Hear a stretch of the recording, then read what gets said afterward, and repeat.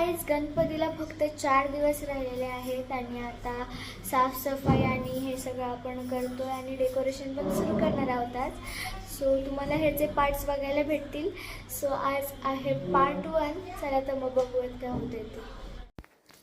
मग पटकन गॅलरीमध्ये गेले, गॅलरीतून टेबल काढला. त्याच्यावरती पण खूप धूळ जमली होती. त्याच्यानंतर त्याला माझी ताकद दाखवली आणि सरकवत हॉलमध्ये आणल्याच्या नंतर पुसून घासून घेतला, बिकॉज एवढी धूळ जमली होती त्याच्यावरती.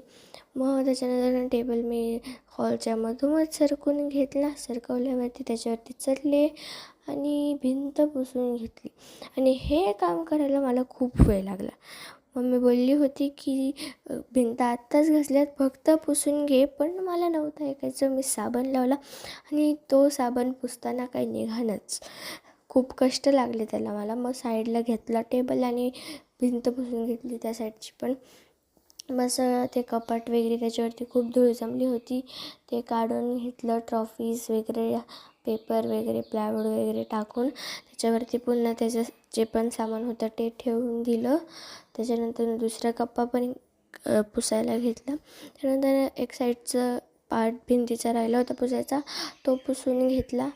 आणि मग मी इकडे फोटो फ्रेम्स वगैरे त्या पुसून घेतल्या. विठ्ठलाचे वगैरे फोटो फ्रेम पुसून घेतली आणि मागून पण पुसून घेतली. मग तिला परत लावली. मग माझं सामान जे पण होतं ते ठेवलं. खालच्या भिंती राहिल्या होत्या त्या पण पुसून घेतल्या मी फटाफट. मग टेबल पण पुसला खालून, बिकॉज त्याच्या इथे माती लागली होती. ते हॉलमध्ये सरकवलं की सगळीकडे माती होत होती. आणि मग टेबल पण पुसला. आणि आजसाठी एवढंच. Bye. Stay tune for blog 2.